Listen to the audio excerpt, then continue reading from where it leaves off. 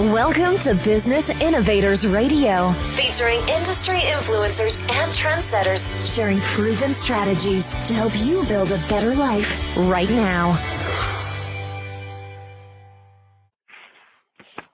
Hello and welcome to the show. This is your host, Neil Howe, and we are here talking immigration today. And today's special guest is Lakshmi Challa, Managing Attorney of the award-winning Challa Law Group.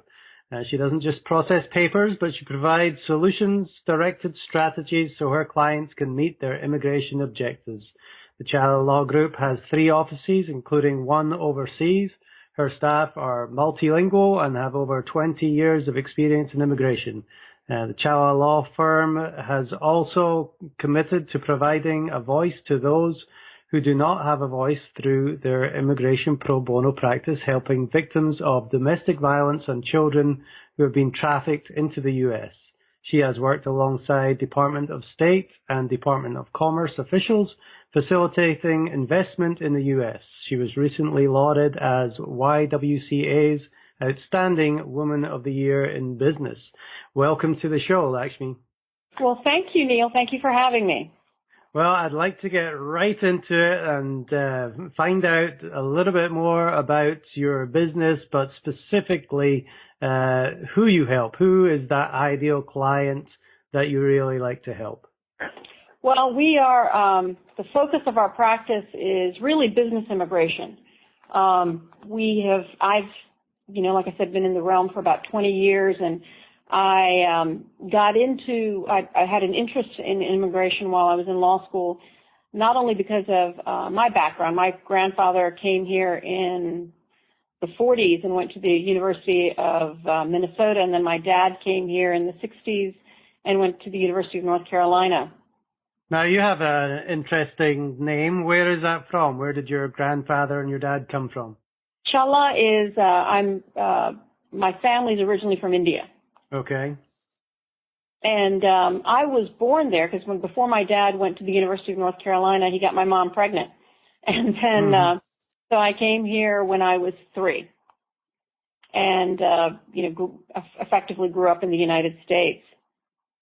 Both my grandfather, eventually after getting his PhD in agricultural economics, went off to work for the food and agriculture arm of the United Nations, and then subsequently, returned home.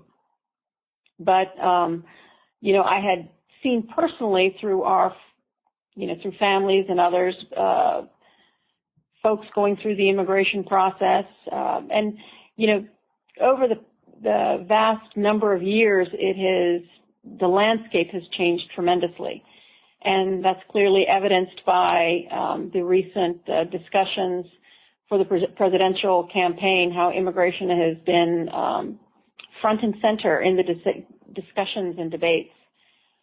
But in addition, when I was in law school, I also saw that there was this surge in IT companies. And I knew that IT companies would need, that there was a skills gap, a gap between who we were graduating and, where the business needs are. And so I thought that would be a profitable way in which to, and an interesting way, to work with, growing businesses in the United States. So your focus is on business immigration, and you mentioned IT being an exploding business, maybe one that people in the United States can't really keep up with.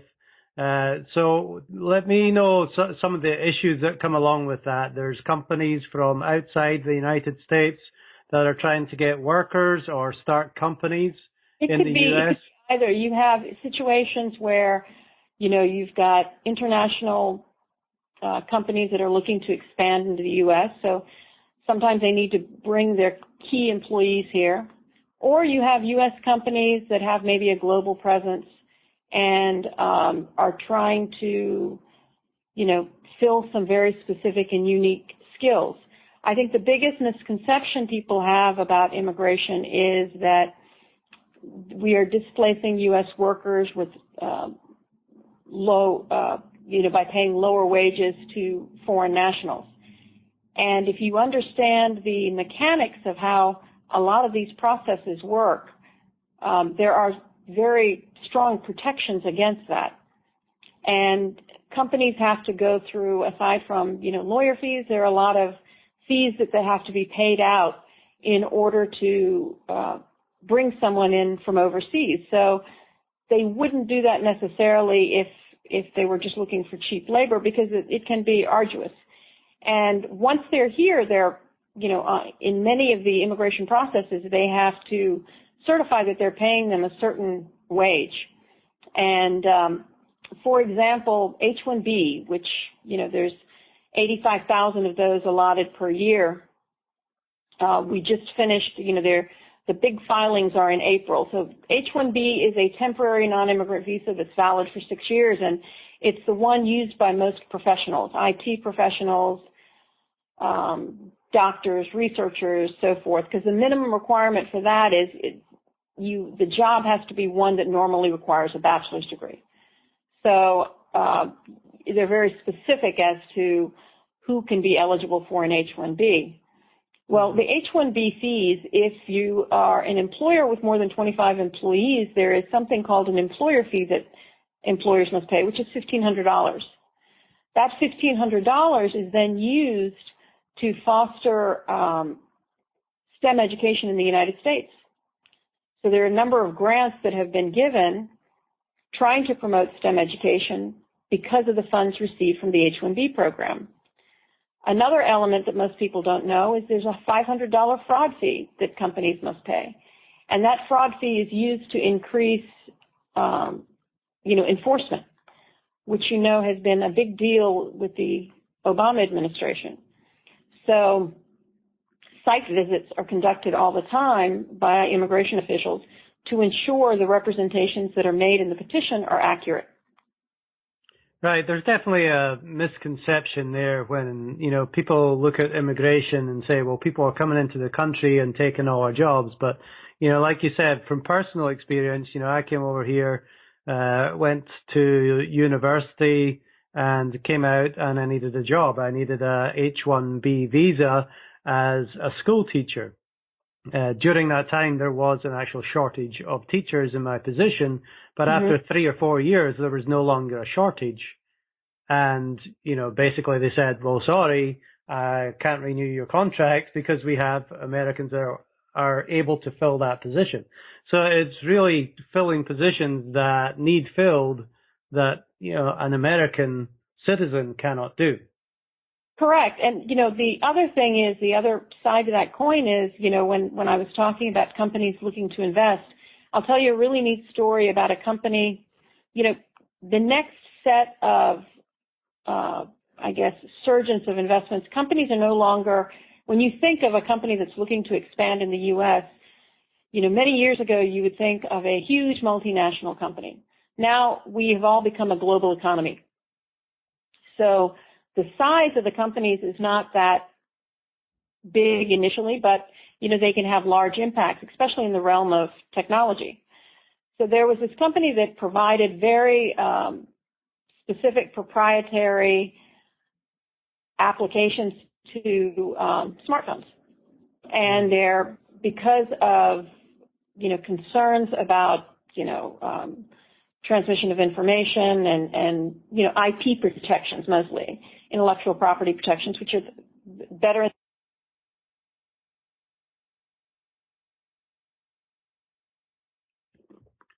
a physical presence in the U.S. So the company started 6 months ago doing this. They've now expanded their office lease space by 150%, and they've hired 20 U.S. workers. Now you may think, wow, well, that's just 20 workers. But can you imagine if we're able to foster that kind of entrepreneurship, how many more jobs could be created? Because these are 20, high-paying positions. So that community that's living there, these 20 people then can buy houses. They then can buy cars. So it fuels so much. It's so linked to economic development. So I always tell people that the 3 stools of economic development are innovation, investment, and immigration. Mm. Yeah, it definitely helps when they're stimulating the economy and producing jobs. They're not taking jobs like many people think. Exactly. And but the process for this company was not easy. It was hurdle after hurdle after hurdle. And the idea that it's very easy to gain, even for this, company that is on the cusp of something pretty spectacular, that's the policy shift that we need. We can't keep saying that we need to, you've got different organizations from the Department of State that are trying to entice foreign investment. But if we don't marry that with a policy that is more welcoming and making, bona fide investment easier and expansion, then we're going to lose out because we're not competing, we're competing with the likes of Canada. Canada, when Toronto comes to the U.S. to recruit or, goes to any other country, I saw their package. I was really impressed with the fact that their economic development arm works hand in hand with their immigration. Mm. It's almost like a valet service. Share with me what the process is for these businesses that are coming to the U.S. What do they have to go through? Obviously, there's a ton of paperwork. It's not really something they can do on their own. Correct. So for a lot of the business-based immigration to the U.S., especially if they're a new business, I always tell them the key is a solid business plan. And you have a lot of great business people that may not know how to write a really good business plan, which comes in handy to them. I alert them once they're in the United States to do a number of things. So I think it's just smart business. But I also think they can use that as a tool, subsequently, with their banks or with trying to get other investors. So the key is to make sure that they have a plan that maps everything out. So if you're a company that has an overseas presence, they usually leverage what's called the L program. That's intercompany transferee, where you're able to transfer your key executives or those individuals with specialized knowledge into the U.S. as long as they've been working in your overseas entity for at least 1 year. So for those types of investments, if the company has not had a substantial presence in the U.S. and they're new, they file what's called a new office L1A, like the company that I previously cited. So that new office L1A is only valid for 1 year. So what you have to demonstrate at the end of the 1 year is that, you're on the path to flourishing. You are trying to meet some of the metrics you outlined in your business plan. And it becomes difficult because immigration still sees, their internal policies on how they see what a company should look like is very different. They're still looking at tier levels. How many levels of supervision are there, and a number of other things which are antiquated in current business practices.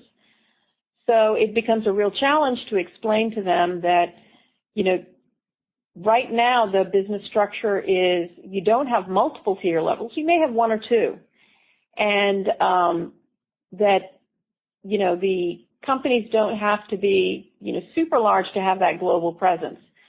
And so, it's the business plan that helps solidify what are some of the measures and analysis that they've done for this expansion and what gives them the assurity or likelihood of success. Second, they have to show, if they're using the L program, for example, they have to show, their operations overseas and what the organizational structure is like, all their corporate documents, financial documents, as well as the corresponding documents for the U.S. entity. Then you have to prove that this individual meets the criteria of either an executive or manager or that of a, someone who has specialized knowledge. So, that's where it becomes sometimes a bit of a challenge. because as you can see, all this can be fairly complex for somebody who doesn't understand business plans or business processes or the particular industry.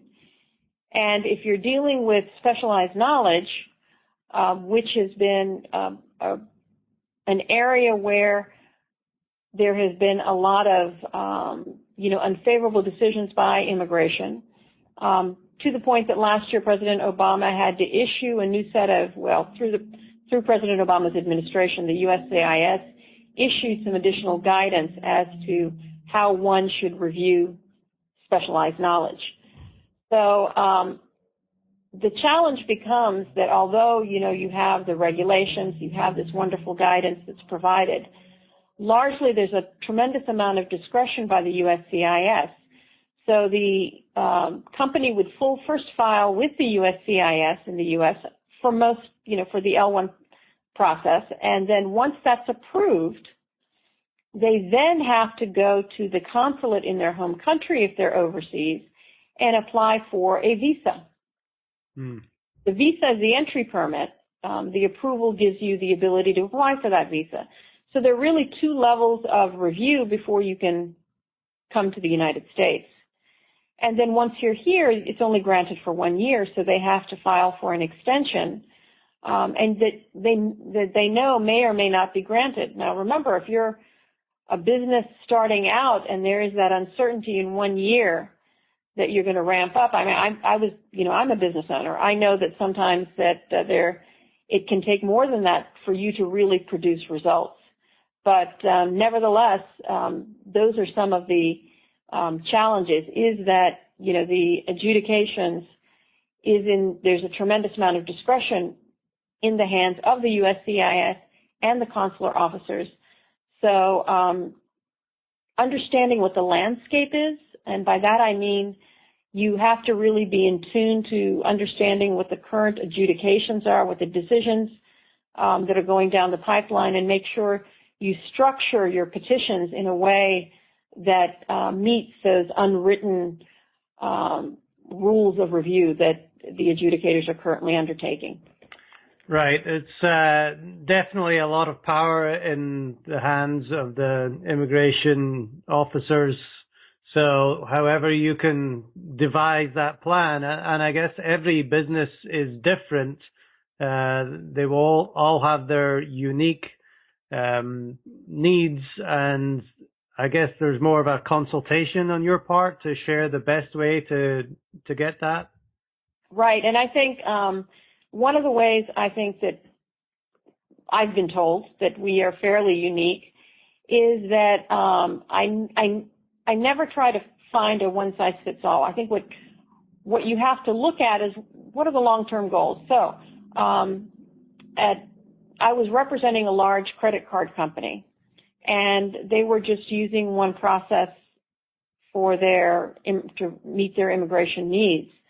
So I was able to go in and say, well, they needed to recruit some folks from South Africa, and they were going to open up a new facility in Europe. So the big database was in the U.S., so they needed to train them here and then send them to Europe. So what I structured was I didn't think, okay, let's do the H-1B program. And we decided then to maybe do a J for that particular project. The J is it's a culture-based classification, but truly it is one that's used for training. And the J program is run through the Department of State versus the Department of Homeland Security. So it was wonderful because that particular classification helped them achieve what they needed, which is to bring somebody in temporarily, train them, and dispatch them somewhere else. And so I think it's important to kind of understand what your needs are. A lot of times there are people who don't want to stay here permanently. Their goal is not permanent residence. So there may be other ways in which to bring them in to achieve their objective. For those people who want permanent residence, you probably wouldn't want to use a J because there's literally, Neil, an ABC soup, as you well know, of temporary classifications, each one of them having their restrictions and conditions. So for the J visa, for example, that exchange, cultural exchange visa, you have to prove that you intend to return to your home country or return somewhere else. But you've got to show that your intention to reside in the United States is not to reside here permanently. So if someone were to tell me that they wanted to become a permanent resident and they wanted to keep the employees here, that's not a program that I would highly encourage. But if, on the other hand, in that instance, I would say you can use the H-1B classification that I talked about earlier, or the L, because they have dual intent. So you can intend to reside here temporarily as well as intend to reside here permanently. So it's important to understand the overall need, the duties, the position, the duration, and that gives you an idea as to which path you should take to enter the United States. Right. There's many programs available as well as many needs for the businesses. It's not just a one-size-fits-all. So what kind of company or person do you serve? Is it the big, massive credit card companies, Fortune 500, or is it the individual? We have a big mix. We have been, one of my largest clients is we are special counsel to the Attorney General of Virginia. I have been special counsel for about a decade now. I think we are the only law firm that's been special counsel for that long a period. So we represent the Virginia universities and agencies, and we're able to do a lot of, higher ed immigration work, which, researchers, professors, and the like. We've also assisted the AG's office in drafting the domicile guidelines in Virginia for admissions, for in-state tuition eligibility. And, so that's one part, that's one aspect of what we do. And then, it's large companies to small startups. And small startups are really interesting. I love, you only go to, for the most part, my business clients only come to me for immigration when they're looking to recruit. People usually recruit when their business is doing well. So I tell them, usually calling an attorney, most people see that as a time when they're having a problem. I love it that my clients call me when their business is growing and thriving. So it's nice to be part of a startup and just see them grow and flourish. Definitely. Well, you've seen a lot of people and you've helped a lot of people over the 20 years or so you've been practicing immigration. Is there any stories that maybe stand out in your minds that you'd like to share?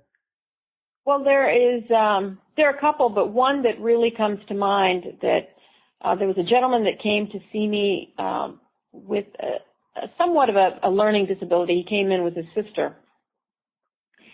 And he wanted to try to find, he's working in construction, wanted to find some way to obtain legal status in the U.S., is what he told me. I just want to be here legally. And then he goes, I've seen, he handed me business cards of several attorneys that he had seen, and he said, they all tell me that there's nothing I can do, but someone told me that I should come talk to you. And so I wanted to ask you whether you thought that there was anything that could be done for me to gain legal status. So I sat and had a very thoughtful, lengthy conversation with him. Based on that, I had a couple of hunches. And then I delved in a little bit with his permission to get some information from his family members. And when he came back, I said, he said, well, I guess you can't find me a legal status to get permanent residency. I said, no, I can't. And I said, the reason I can't is because you're a derivative U.S. citizen. And what we can do is file the documentation and get you a certificate that outlines that you are a citizen of the United States. He didn't believe me. No.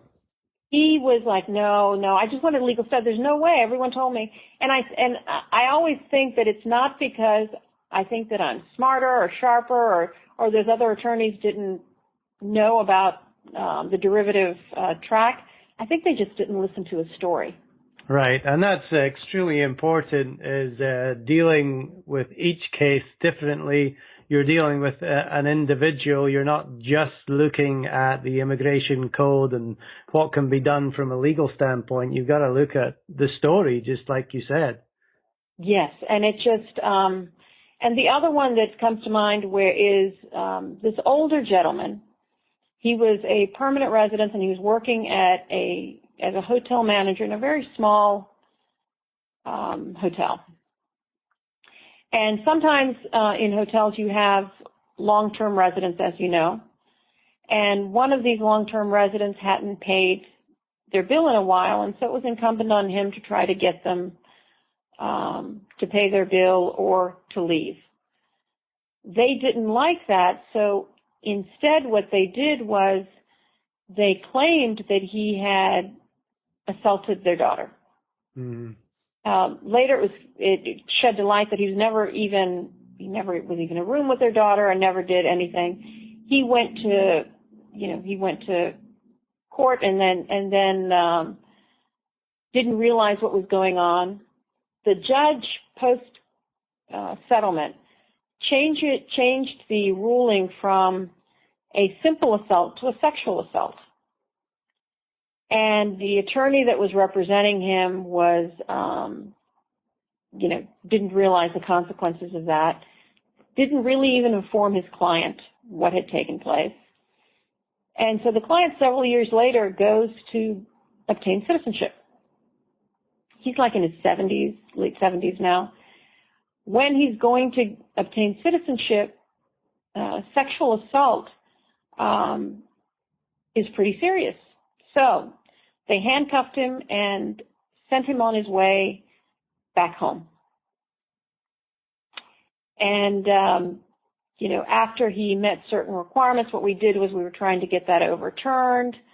And we finally, his wife was in her late 60s and she had numerous health problems. So she couldn't travel. They had been apart, and he would call me and he'd say, I just want to see my wife before I die. Mm. And the problem was the consulate was asking for, first of all, they kept asking for the same documents that we had been sending in. Secondly, they were asking for a waiver that was unnecessary for him because he was eligible under a different category. And no matter how much we corresponded, it didn't help. And finally, I was able to get to someone high enough up. And throughout this process, I hadn't been charging him for doing all this extra work because all I could hear is him saying, please let me, meet with my wife again. So finally, after 3 years of battle with the consulate, we finally got it overturned, and he is now reunited with his wife. He's much older now. He's in his 80s. But I was able to reunite them so at least they could spend, whatever time they have left together. Yeah, that's a wonderful story. And, people don't realize that what happens in their past can come back to haunt them when they're dealing with the immigration situation. And even with somebody like yourself that knows the ins and outs, it still took 3 years to be able to get the desired outcome. Yes, like I said, because the consular officials and the USCIS, they don't like to overturn their own decisions. And they don't like to, when I first started practicing, Neil, when we would file something, we could actually call and speak to the officer that was working on the petition. It was so much easier we were working with the government, it didn't seem like it was an adversarial relationship. And now you forget about ever being able to talk to the person that's working on the petitions. You get these, they're call center-like people that have just specific information that they can give you, and it's really difficult to get the attention of someone who perhaps may be quoting the wrong regulation or citing something that's inappropriate for these people that have legitimate basis for seeking this immigration benefit. So that's what makes it even more challenging now. Is it's difficult to get your voice heard within the bureaucratic process. Mm. Well, Lakshmi, we've got a lot of great information from you here today. Some very personal stories within immigration and how you are really helping change people's lives. If there's one thing that we may not have covered that you would really like to share with somebody who is having some immigration problems, what would that be? Well, I would say you don't have to call me, but please talk to, a professional. Don't rely on the information you see on the internet. Not all of it is correct. Make sure that you're going to an attorney. Do some background checking on your attorney and make sure you're going to an attorney that is seasoned in the area that you're seeking. If you are in deportation proceedings, when somebody who is a paying customer comes to me, I refer them out. I will assist in some aspects for my pro bono clients because they don't have the money, and it's not really easy to find someone to help out without costs in that realm. But I have seen so many times, the ramifications. As I said, it's not just papers that people are filing on your behalf. You are responsible. Everyone needs to be responsible for their own immigration status. So as that guardian of your own immigration status, you've got to make sure that what people are filing on your behalf truly reflects your intended objective and is truthful. Because if there is a problem down the road, yes, whoever's doing it may get a slap on the hand, but it's your life that will go upside down. And all too often, I have seen of late, there are agents that are out there that are doing some immigration work, or there are other non-specialists that are trying to help out. And it really, I feel sorry for these individuals that have these really serious consequences to deal with down the road. So, do your research on what it is you want. Research your attorney and make sure that, you have someone that's reputable. Be a guardian of your own immigration status. Keep tabs on when your extensions are up or when your spouse needs to change their status, and make sure everyone is compliant. When you enter in the United States, I-94 cards are now electronic. Go home, print it out, and make sure the information is correct. Because sometimes they make a typo, and that I-94 card dictates your status in the U.S., so it's really critical. Some great advice there. Now, if people do want to get in touch with you, what is the best way for them to reach you?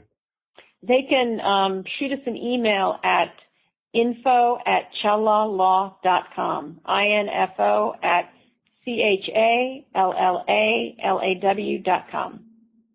Great. Well, I appreciate you being my guest today, Lakshmi Challa.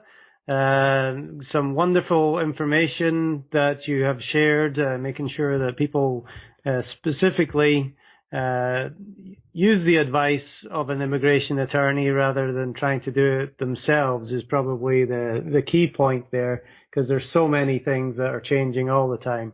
Absolutely. Yeah, well, I appreciate your time today, and thank you very much for being on the show.